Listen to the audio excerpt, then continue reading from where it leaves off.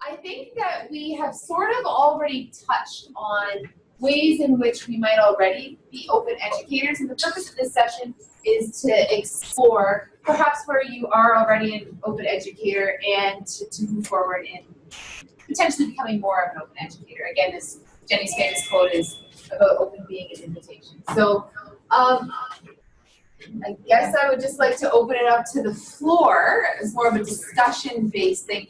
What are some things that you think might be open about what you're already doing? We're creating a course pack that's based on open resources. Okay. Yeah. Which sounds really awesome and innovative to me. Yeah, I don't know that the course pack itself will be open, but it's just like a mishmash of open source stuff plus our stuff. I don't know if we're going to put that up somewhere. Like, I don't know. Okay. It's considered to be doing the opposite of what we're doing next week. We talked about that in the last session where you don't have to participate, but you can. But making use of open resources Yes. is one of the very many things that you can do. So just because you're making use of open resources, you're still sort of engaging in the, I guess, open community, and then making you're making the lives of people around you easier, right? Yeah, right? And replacing a textbook, if I understand you Yes. correctly? Very right? expensive one. Replacing a very expensive Yeah. textbook for your students, which I think is really awesome, right?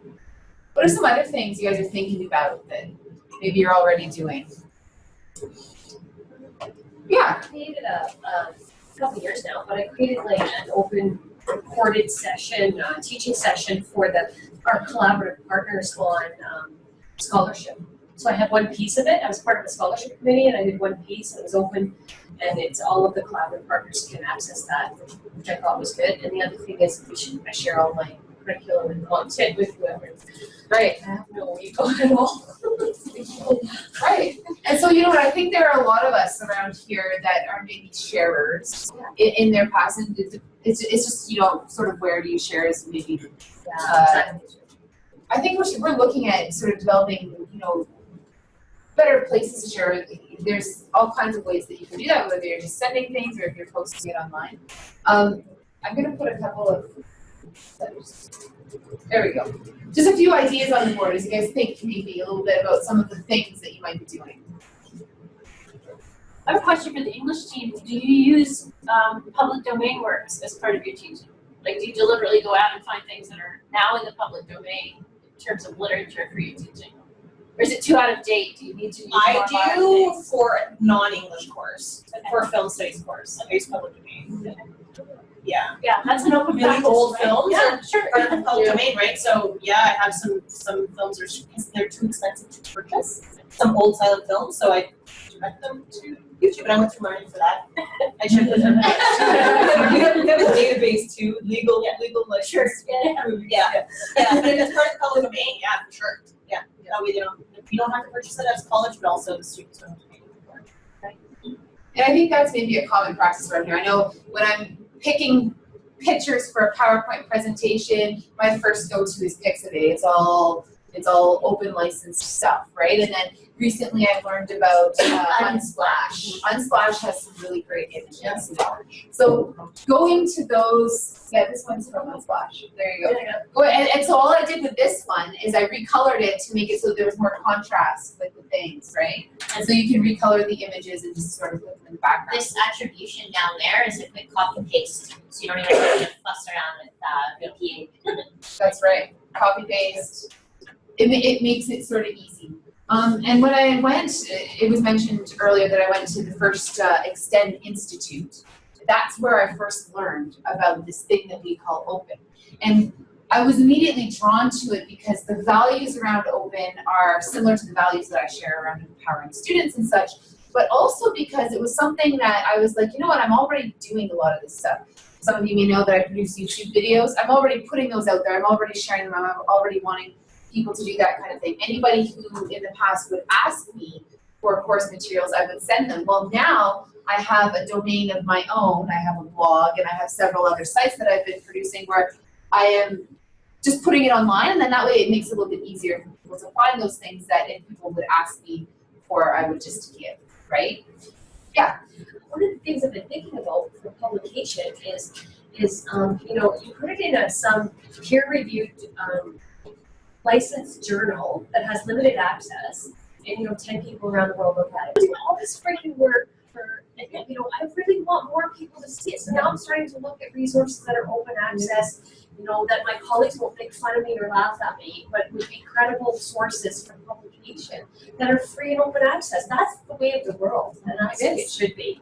And so it's to get around the original pedagogy of like, it has to be this, and this, and there's so many hoops to jump and so much red tape that it's frustrating. So now it's to try to go into this new domain that you won't be looking like a laughing stock, but I don't care. And more journals are giving either open access as an option or are actually open access. So either you pay up front so that the world can access your knowledge. And you know what you're talking to me about kind of brings me to the movie that we watched last night as a kickoff. And there was a story in there about how through the work of openness, there was this person at a university who got onto an idea that may be able to detect prostate cancer. And he never would have had access to that and then been able to contact these leading researchers to talk to them about exploring this idea if that information wasn't out there. So if we're putting information behind a paywall, you never know what innovations you're preventing from happening. And so I think that was a very interesting sort of takeaway from that movie, which was sort of the kickoff for this thing. And you can watch it free on YouTube. The entire movie's there, and I think It's called The Internet's Own Boy, the story of Aaron Schwartz. yeah. Pancreatic. Sorry? Pancreatic. That was great. Pancreatic cancer. Yeah, so it's a young student. Yeah, and he was like 50. You were paying attention, weren't you? I was trying to take notes for my blog post at the same time as watching the movie. Okay, same idea. A potential solution for something like cancer, which is something that we obviously are trying to battle against, right? May not have been come across if that information wasn't out there. Okay, I just putting some more ideas out there while we talk about, maybe some things that you're doing or some of the possibilities that you see, maybe some of the things that you're thinking about. I have a question. How many of you teach past the LMS? How many go out to send students outside the LMS to look at stuff and come back? All right. You feel like you're going to get in trouble for doing that? So we are already sort of going outside of the LMS in some areas. And recently on Twitter, I made a comment about a virtually connecting thing that I went to, about putting my syllabus online because I was planning on blogging about my learning outcomes, because before I give it to the students, why not get some feedback from some other people, particularly since I'm going to let them choose what to do for their assignment. And I need to make sure that they're really well done, right? And then all these people start talking about all of these ways to publish your course outlines openly. And I was like, so that's something that I still have yet to explore. But that's another option, is sort of sharing those things. And some institutions across Ontario already publish their course outlines publicly. Same with the syllabus. I don't care. If you want to look at what I'm teaching week by week, I'm at her. Well, see here, now this may be more sophisticated, this open publishing of the syllabus thing. But here was my idea. I'm just going to post it on my blog and put it into your little thing, right? Easy copy paste, right? So I think, getting started thinking about those ideas is something that happened for me when I was first at the Extended Institute, which is what is you're going to jump with that? Joanne's going to talk about that next. Sure. So we have this program, Ontario Extend, extend.ecampusontario.ca if you want to check it out. So it's talking about building that open community of open education practice. Sure. So it's 6 modules, and there they are based on this anatomy. It's based on the anatomy of the 21st century educator, which is something that Simon Bates on UBC worked on. So these 6 modules are part of the website. So it is, you can do the modules on your own time, yourself, self-paced, but it is about collaborating with others. So you are joining a community. You can also join a cohort. We've had different Extend East, Extend West, Extend North, Extend GTA, another Extend North. Or you can have your own at your own institution. We're going to do it together. We're going to form a little group. So yeah. So this is like super quick tour of, and you probably go, whoa, this is way too much. But if you want to find out more info, just ask. So pretty much there's 4 things involved. There's this static website. That's where the guides are moving.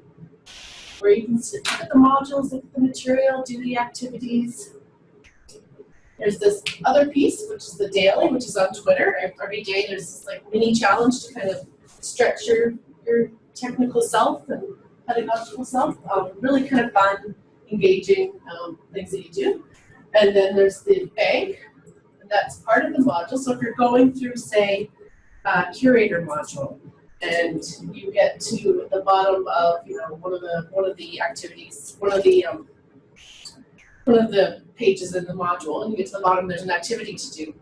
You click on go to that activity, you're taken to a bank, another website where you can enter what you've done into a form, and it's shared with everyone else in that group.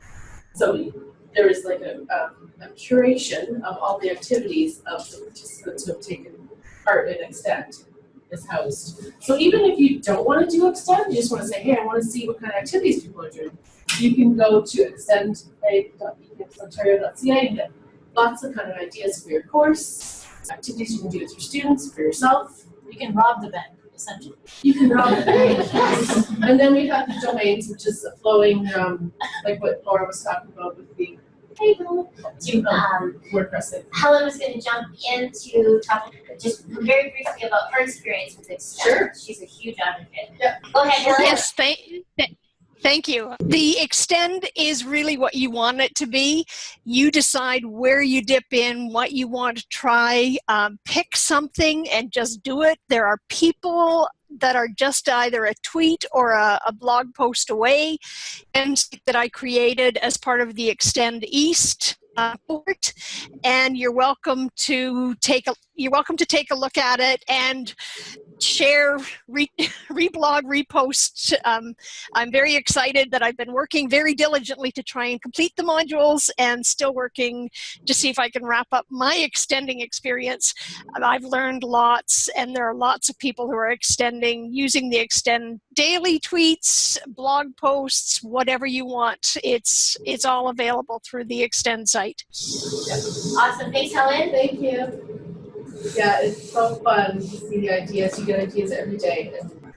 So we kind of liken it to going to visit a national park when you're told to kind of leave nothing behind. But when you are participating in Extend, you want to leave your everything behind. Everywhere. So like we want to see your experiences and what you tried and what has worked, what hasn't worked. Ideas you've gotten from others. People that you've connected with. There's a huge community. I'll show you, this is someone who didn't have Twitter till we started. I know some people like you, Twitter. And I was that way too a couple of years ago. There was this person in Extend East who created Twitter on the day that we had the faculty, or the Extend day. And this is the evolution of her network. You can watch it being born. So there she is, all by herself. And then she starts to connect with people. I see Laura's there. Right. And all these people she's tweeting at, and they're responding to her tweets. So, yeah, anybody can do this. It's fun. It's really cool. Oh, she did with Commander Hadfield. Oh, wow. That's cool. So, yeah, lots of sharing going on. Twitter, for whatever reason, Twitter is a huge place for open educators to gather. It's like the place. They don't use Facebook, they don't use Twitter. It's like, yeah. That's where I first found out about OE Fellows and other funding opportunities coming up. So eCampus at the Extend pushed me to re-engage in Twitter. I'd had a Twitter account, but I hadn't really used it, and then I got into it. And I'm a huge daily extender. I sometimes extend before I get out of bed. You're a 4 a.m. extender. There's a leaderboard with all the activities if you want to get competitive, which Laura has. She's at the top, and with Greg, right? Yeah, Greg and I are battling it out. I was going to take you on a tour, but just because of the time, we want to hear from Helen. But you can check it out. And this is how you can reach us on Twitter, Ontario Extend. Terry Green, who's normally at the captain of the tourship. I'm helping out, and then Hot Dog, if you don't know him, his name is Alan Levine. I have a picture of him. He's from Arizona. Strawberry, Arizona. Now he's relocated to Saskatchewan. Nice. He's going to be handling Extend for the summers and the dailies. And we're going to have a lot of fun because he's amazing. It's really hard to explain what it is and how wonderful it is in like 5 minutes. It's when I was working in faculty development at MAC, this is what I wanted. This is growing, always people adding things, trying things out. bank. And these are something like 200 of your colleagues in a very wide variety of disciplines. Yeah. So it's pretty good participation rate. We're going to talk about being an open educator, and so I talked this morning because I'm doing my doctoral research in open education. I work full-time for eCampus Ontario as an open community builder. I live and breathe it and talk it 16 hours a day, every day, which is exciting for me. And I left a perfectly good job at Ryerson University. I was an instructional designer at the Chang School, loved my work. So I went out on my own. I started my own research thing called Wide World Ed, and I just decided to take the risk. So this is my answer every time. If somebody asks me to do something, can you test this? Can you try this? Have you seen this? Can you share this with me? Yes. And that's my life as an open educator. Yes, I can. Yes, I will do it. Yes, I will try and find it.